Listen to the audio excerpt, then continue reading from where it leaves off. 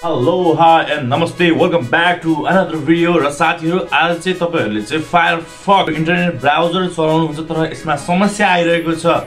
Certain समस्या तपाईले यहाँ स्क्रिनमा पपअप भएको चाहिँ समस्या तपाईहरुकै कम्प्युटर ल्यापटपमा अथवा तपाईको डेस्कटपमा आइरहेको छ भने कसरी यसलाई सल्भ गर्ने भनेर चाहिँ यो भिडियो चाहिँ लिएर आएको छु। पक्कै पनि यो भिडियो चाहिँ अन्तिमसम्म हेर्नु होला। सो आशा छ यो भिडियो हेरेर तपाईहरुले बुझ्नुहुनेछ र तपाईहरुले आफ्नो प्रब्लम जुन चाहिँ तपाईलाई सल्भ गर्न गाह्रो भइरहेको छ त्यो सहज हुन्छ होला पनि मैले आशा गरेको छु। र साथीहरु जो साथीहरु आज यस युट्युब च्यानलमा पहिलोचोटि भिजिट गर्दै हुन्छ भने यस्तै खाले नयाँ रोचक भिडियो हेर्नको लागि हाम्रो यस युट्युब च्यानललाई सब्स्क्राइब गरिदिनु होला। र जो जति साथीहरु पुरानो साथीहरु हुनुहुन्छ उहाँहरुले चाहिँ थम्स लाइक एक लाइक र कमेन्ट गरेर छोडेर जानु होला। र ढिला नगरिकन let's go to our computer screen. हजुर साथीहरु तपाईहरुले चाहिँ जस्तै आफ्नो चाहिँ फायरफक्स ब्राउजरमा आइसकेपछि तपाईहरुलाई जस्तै तपाईले क्लिक गर्नुभयो डबल क्लिक है, त्यसपछि तपाईलाई चाहिँ यस्तो खाले एउटा मेसेज पपअप भइरहेको हुन्छ नि, फायरफक्स इज अलरेडी रनिङ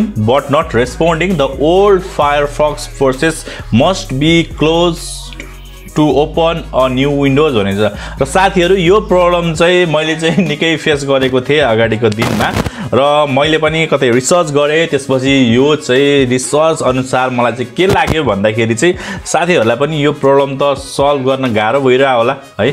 जति साथी नेपालबाट हुनुहुन्छ र युट्युबमा चाहिँ धेरै भिडियो भेटिन्छ है, त्यो तपाईहरुले सर्च गरेर आशा छ तपाईहरुले त्यो बुझ्नु भयो होला अथवा बुझ्नु भएको छैन भने चाहिँ यही भिडियो हेरेर पनि तपाईहरुले चाहिँ यो प्रोसेसलाई चाहिँ जे खासै गाह्रो छैन है, सजिलै छ।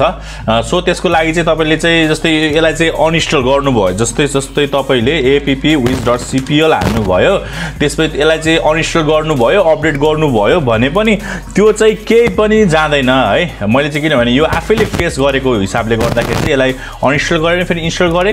मेरो चाहिँ 97.0 भर्जनको रहेको छ है, अपडेट गरेको भर्खर रिसेन्टली हो, धेरै पनि भएको छैन।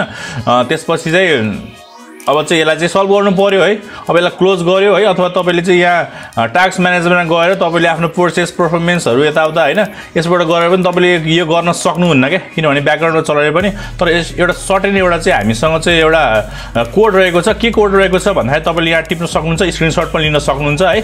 मोबाइलमा हुनुहुन्छ भने तपाईले स्क्रिनशट लिएर तपाईले आफ्नो पीसीमा गर्न सक्नुहुन्छ, अथवा तपाईले डेस्कटपमा हुनुहुन्छ भने यो भिडियो पज गरेर तपाईले यसलाई गर्न सक्नुहुन्छ। यो चाहिँ हाम्रो चाहिँ कोड चाहिँ कहाँनिर लगेर हाल्नु पर्छ भन्दाखेरि चाहिँ जस्तै विन्डोज र आर दाब्नुस्, मैले चाहिँ विन्डोज र आर आफ्नो चाहिँ आफ्नो किबोर्डमा दाए आफ्नो ल्यापटप अथवा कम्प्युटर तपाईले दाब्न सक्नुहुन्छ। त्यसपछि तपाईले यहाँ टाइप गर्नुपर्ने हुन्छ सरी FIRE फायर है, FOX फक्स अनि .exe हैन सरी अनि स्पेस दिनुस् अनि माइनस छ नि जस्तै माथिपट्टि तपाईले मैले चाहिँ अहिले चाहिँ तपाईको चाहिँ डेस्कटपबाट चलाइरहेको छु। त्यसपछि माथिपट्टि देख्नुहुन्छ 1 2 3 देखि तपाईले देख्नुहुन्छ 0 को साइडमा ड्याश है, अनि त्यसपछि p सेम यस्तै firefox.exe स्पेस -p गर्नुभयो भने माथि देखेको हिसाबले यसलाई ओके गर्नु होला।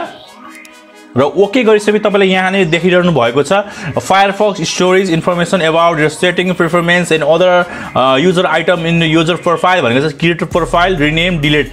सो तपाईले यसलाई चाहिँ जस्तै अब चाहिँ यो रिलिज वाला चाहिँ तपाईले यसलाई डिलिट गर्न सक्नुहुन्छ, डिलिट फाइल गर्न सक्नुहुन्छ। त्यसपछि यसलाई डिफल्टलाई गरेर स्टार्ट फायरफक्स गर्न सक्नुहुन्छ। यसरी तपाईको फायरफक्स चाहिँ खुल्छ र त्यसपछि तपाईले चाहिँ फायरफक्सलाई इन्जोय गर्न सक्नुहुनेछ।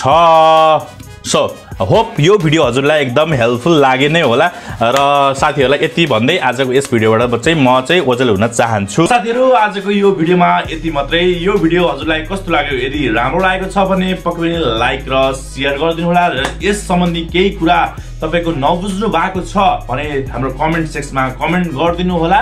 र आगामी दिनमा यस्तै भिडियो हेर्नको लागि हाम्रो यस युट्युब च्यानललाई सब्स्क्राइब गरेर अल नोटिफिकेसन प्रेस गर्न, ताकि हामीले हाल्ने गरेको हरेक लेटेस्ट भिडियो हजुरलाई सर्वप्रथम नोटिफिकेसन भएर आउने छ। र अर्को पनि यस्तै भिडियोको साथ भेट्ने बाचा साथ यस भिडियोबाट म सन्दीप लगायत मेरो समस्त टिम बिदा लिन चाहन्छु। हस्त नमस्ते, जय नेपाल, बाय बाय।